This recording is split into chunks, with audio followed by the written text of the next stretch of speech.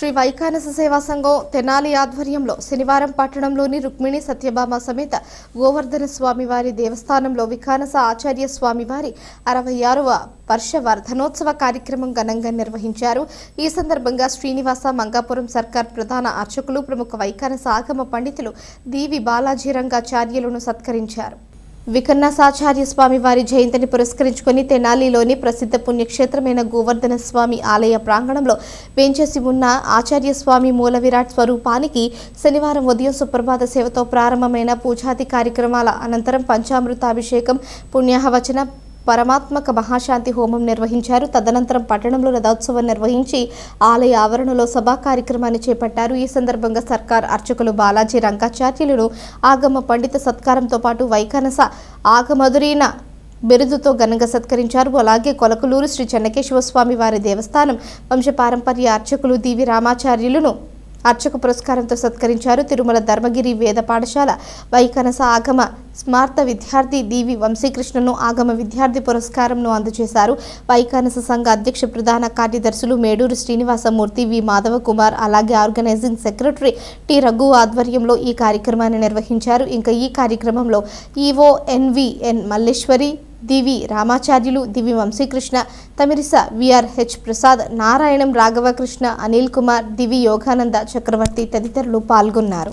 వాస్తవంగా స్వామివారికి ఆరాధన చేస్తూ మనకు ఎందుకనే మాన్యాలు ఇచ్చేవారు క్రితం కాలం. ఎందుకంటే డబ్బు ఇవ్వకూడదు, సేవ చేసిన దానికి జీతం ఇవ్వకూడదు ఉద్దేశంతోనే మనకి కొన్ని వేల ఎకరాల మాన్యాలు ఇచ్చారు. అది ఇప్పుడు వాళ్ళకి చాలా మందికి చాలా ఎగ్జెక్ట్గా అనిపించమ్మో ఎంత ఉండాలా, వీళ్ళకి ఎంత ఇవ్వాలా అని అనుకుంటారు. వాస్తవం ఏంటంటే దాన్ని దేవలకత్వం అంటారు.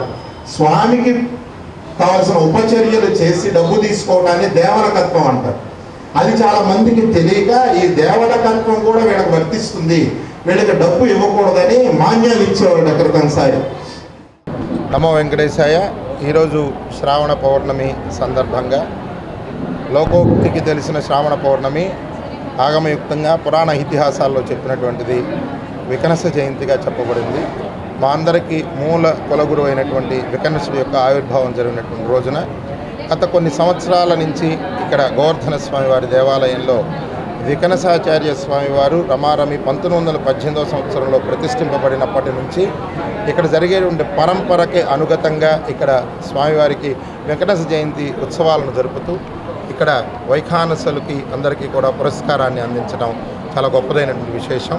ఆ విశేషానికి అనుగతంగానే తిరుమలలో అర్చకత్వాన్ని నిర్వహిస్తున్నటువంటి నాకు ఇక్కడ విఖానస జయంతిని పురస్కరించుకొని ఇక్కడ అర్చక పురస్కారాలతో పాటుగా మాకు కూడా ఈ పురస్కారాన్ని అందుకోవటం. విఖానస జయంతిని పురస్కరించుకొని వార్షికంగా నిర్వహించేటువంటి జయంతి కార్యక్రమాన్ని ఈ రోజున తెనాలి పట్టణంలో వేంచేసి ఉన్న గోవర్ధన స్వామి వారి యొక్క ఆలయ ప్రాంగణంలో ఉన్నటువంటి శ్రీ విఖానసాచార్య స్వామి వారి యొక్క ప్రాంగణంలో ఈ ఉత్సవాన్ని వైభవపేతంగా నిర్వహించడం జరిగింది. ఉదయం సుప్రభాత సేవానంతరం పంచామృత అభిషేకాది కైంకర్యాదులు, తదుపరి స్వామివారి యొక్క పట్టణంలో రథోత్సవ కార్యక్రమాన్ని నిర్వహించడం జరిగింది. ఆ తదుపరి జరిగినటువంటి సభా కార్యక్రమంలో అనేక మంది పండితులను, అలాగే ఆగమ విద్యార్థిని, అర్చక పురస్కారము, అలాగే తిరుమల తిరుపతి దేవస్థానం శ్రీనివాస మంగాపురంలో ప్రధాన అర్చకులుగా పనిచేస్తున్న సర్కార అర్చక అయినటువంటి దీవి బాలాజీ రంగాచార్యులు గారిని కూడా బిరుదు ప్రదానంతో సత్కరించుకోవడం జరిగింది.